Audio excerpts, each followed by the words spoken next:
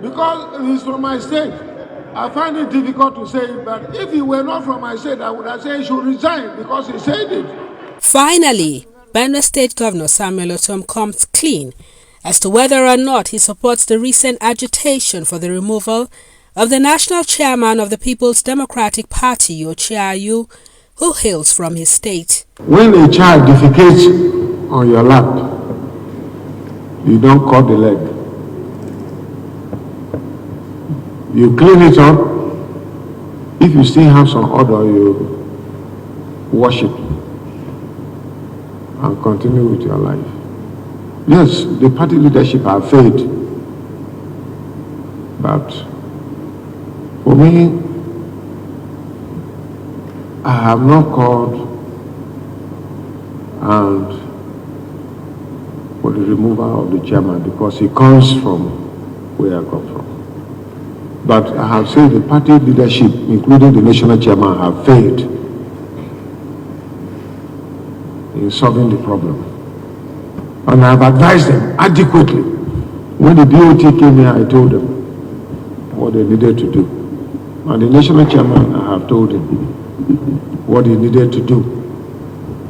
I cannot go to the extreme level of calling for his removal, but I called for him to do the right thing, to do the needful, which has not been done. And that is all. And that is why I keep saying that the party has not been able to deploy its internal conflict resolution mechanism to solve this problem. If they do it, we can all flow and work together. But sidelining people and thinking that you are there, so nothing can stop you. It's what is creating problem. So for me, there is still time. The party can work on that. I am in the G5, but I've chosen because the issue of removal of nationality, he is from my state. And so I have decided to keep quiet, but I have advised him on what to do. I've advised him on what to do. If he doesn't do it, if he does that, the other people, he should be happy that I'm privileged to be in the G5, which Wiki is the leader, and he should be happy that I'm privileged to have information from there and to give to him. If he takes my advice, fine. If he doesn't take it, that is all, because the right thing has to be done to give people comfort. So, because comfort should be given to all. Because whatever is the demand of Wiki today, nobody can blame him. Because the chairman himself said that he will resign if a northern chairman emerge. Has a northern chairman not emerged? A northern presidential candidate. Has a northern presidential candidate not emerged? So why is he not coming out? And I have offered two things. It's either you resign or plead and beg the people to understand with you why you should continue as national chairman. Because you said it yourself, nobody compared you. This is my position. The national chairman told the whole world that he will resign if another candidate emerge. And today another candidate emerge. So the point I'm asking is, where is your integrity if you don't resign? But there are many ways of doing it. If you plead, if you beg, if you seek for the understanding of the people to accept you the way you are, so that we run towards election and win. It is still okay. It is, you have the honors to convince them. Not to say that your tenure is 4 years, so you cannot resign. Who compelled you to say that you will resign if the national, there is a presidential candidate from the north. So this is the point that we are talking about. I have chosen to keep quiet, but that does not mean that I'm against what my colleagues are saying. The governor has been at crossroads regarding the highly sensitive matter as his close friend and Rivers State counterpart, Governor Nyesom Wike, has persisted with his call for Ayu's removal or resignation following the post-convention crisis that is still brewing. It is at the party level, whether you call it the G5, we 5 governors that are not satisfied with the way this party have conducted itself. It is not late. This is an in-house thing that can be resolved if the party is willing to do the right thing. For me, I believe it can be done. It is not late yet. Today we're in October. So we have about 5 months or thereabout to conduct the election. We can resolve our issues once all parties, especially those who are aggrieved, come to a round table and agree that this is what we'll do. For us in the G5, we believe that the party is not fair to us. There is no equity, fairness, and justice. And you will recall that that is what I've been fighting for. So once the party is able to do this and bring everybody together, let nobody be sure that PDP will win because he is complacent. All that I am saying is that bring everybody on board. Bring all aggrieved people who are in PDP.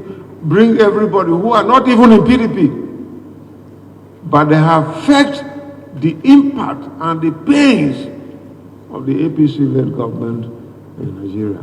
Bring all of them together. Politics is about interest. What is my interest? What is the interest of the Benue people in PDP? So if you're not able to define it, it becomes difficult for people to join you and work alongside. So it is not late, but time will come when it will be late. But for now, I think that if the leadership of the party, which has failed to deploy its internal conflict resolution mechanism to solve the problems that we have, if they decide to say, look, let us do it, let us listen to those who are agreeing to and not happy, I think things will work out. It's an emergency state executive council meeting which will discuss the supplementary budget and other sundry issues. However, the chief executive made out time to speak on other issues of national importance. 8 months. People like you, your brothers and sisters, were in captivity. And this barefooted government never cared. And that is why I keep saying, if we don't take time, Nigeria will be another Afghanistan. One day they will tell us that we have handed over to bandits because they have overpowered us. Up till now, how many months now? The Kuje prison jailbreak, nobody has told us why it happened. Why security were withdrawn. Why bandits came in and freed their colleagues. Nobody has been able to tell us, and everybody is keeping quiet. Me, I will not keep quiet until when justice, fairness, and equity is restored in this country. It doesn't matter, whatever it will cost me, I'm ready to go for it. In any case, one day, I'll be no more. One day, I will not be governor. One day, I will not be a voice. But the opportunity God has given me to do a voice, I will continue to say and voice out.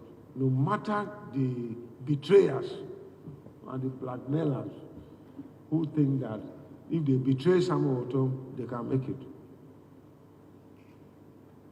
It doesn't add up.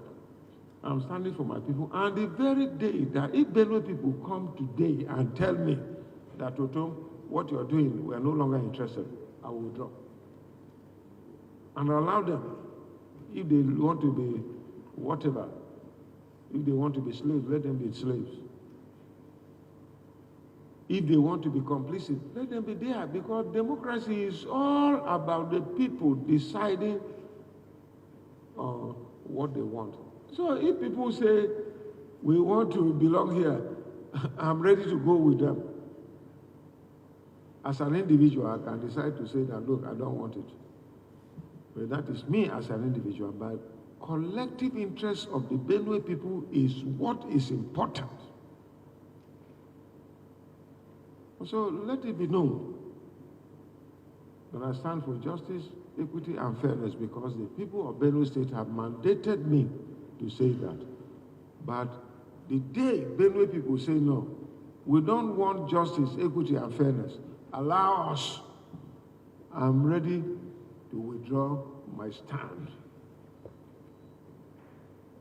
I'm ready, because it is the people that gave me the mandate, and it's the people that will lead me. For now, the people have told me to be strong. They have commended and appreciated.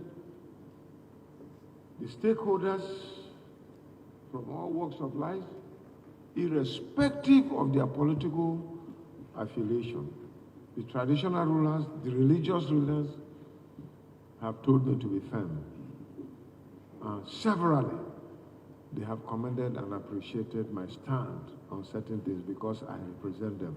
Despite his party's yet-to-be-resolved internal conflict, the chief executive remains optimistic that the failure of the All Progressives Congress will be the rise of the People's Democratic Party, but it must get it right.